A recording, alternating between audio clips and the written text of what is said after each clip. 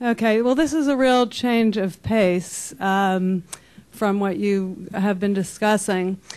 We are facing one of the greatest threats to American security and Western civilization that we faced since the Cold War, Islamofascism. The global jihad threatens all non-Muslims, not just Christians and Jews, but I don't know if you're aware that, for example, in Thailand, since 2004, 2,500 Buddhists have been slaughtered by Muslims.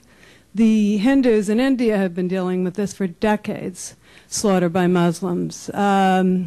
Zoroastrians, Copts, Baha'is, animists in the Sudan, it's a tremendous problem. And, you know, we are facing this huge threat. And we need to educate people about this threat. And one of the ways, I have a number of videos. I actually have 7 very short videos that I'm going to run through.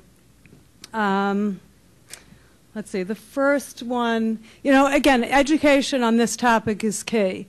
We really need to educate the American public. We need to know what's going on. We need to know about the threat of radical Islam in our own country. I don't know if many of you are familiar with Paul Sperry's work, by the way. He was here a few years ago. He wrote a book called Infiltration. We have Islamofascist infiltration into our schools, into our universities, law enforcement, the political process, the military. I was in Guantanamo Bay, Guantanamo in March. We had infiltration there of the translators. So it's a tremendous problem. What I'm going to show you first is a video on that's a stoning in Iran. And stoning to death is laid out in Islamic law. This is required for crimes of a sexual nature, which could be homosexuality, it could be some appearance of impropriety, like a woman walking with an unrelated male or a woman holding hands in public. That's enough to be a candidate in the Sharia law, the Islamic law, for stoning. Let me tell you a little bit about stoning. Again, this video took place in Iran. I've cut it down to 30 seconds. I apologize. This video is not of the greatest quality, but it was smuggled out of Iran, probably taken on a cell phone.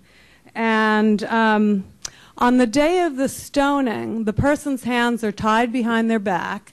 They're covered in white sheets so that they can't move. And so the effects of the stoning are apparent on the white sheet. Women are buried up to their necks. Men are buried up to their waists, which apparently if you're able to get out, you can be free. Women, remarkably, have managed to get out, but they've been shot in the head. The families are required to attend the stonings. Even young children are required. And there are all kinds of stipulations about how the stoning, the kind of rocks that are used for the stoning. You can't use a rock that's too small. You can't use one too large so the person's life is ended quickly. It has to be a medium-sized rock, and this is specified. There are diagrams.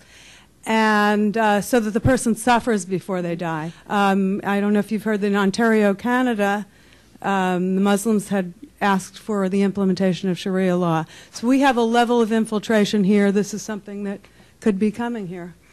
My next video is Sheikh Mahmoud al-Masri praising Allah for the falling of the World Trade Center. And you'll see on Arab television there's quite a lot of call for the destruction of the United States. There are a lot of videos celebrating 9/11, and this is one. You'll see this guy will be talking about how wonderful it was to come to New York City and see the World Trade Center, the towers, and then how much even more wonderful it was to see them fall. It's pretty remarkable. Anyway, the fourth video. This is a joyous mother of a shaheed, a martyr, a Hezbollah martyr. This was shown on Al-Manar TV in Lebanon. And in a later part of this video that I clipped, I had to cut these down quite a bit, she talks about sacrificing herself and wishing that all her kids sacrifice themselves and become martyrs. Here she talks about one son who was a successful martyr. The fifth video is pretty shocking. This is a 3-year-old Egyptian girl by the name of Basmala. She's as cute as can be. In fact, you'd want to take her home. Clearly, she's been indoctrinated to hate Jews in particular in this case.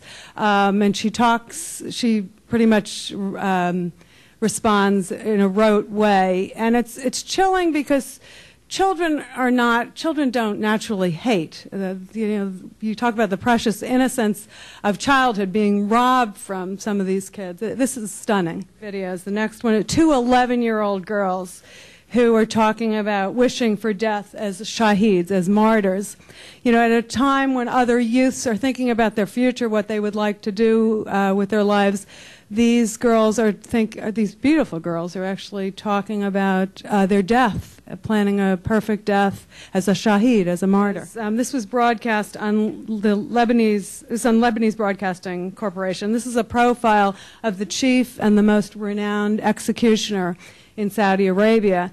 And he's a second-generation beheader or executioner. He learned from his father, and he's now teaching his son. He has his children actually help him take care of his sword for beheading. They help him clean it and sharpen it. In a BBC interview, this is an interesting quote that's not in the video, he said, "No one is afraid of me. I have a lot of relatives and many friends at the mosques, and I live a normal life like everyone else. There are no drawbacks to my social life." And I just want to tell you that under Saudi law, the death penalty can be imposed for murder, rape, apostasy, leaving Islam, armed robbery, drug trafficking, or even repeated drug use. So this gives you a picture of the threat of Islamism, that we are very real in this country. If these videos aren't widely shown and this information isn't widely disseminated to wake up the American public, I don't think people are aware. As with the illegal immigration issue, we're not getting our information into the mainstream media. You can find these on the internet, YouTube, Memory, other organizations, but they're not getting into the mainstream. We're not being told the true story. So that's, a real problem, that the very same problem that you're having here with illegal immigration.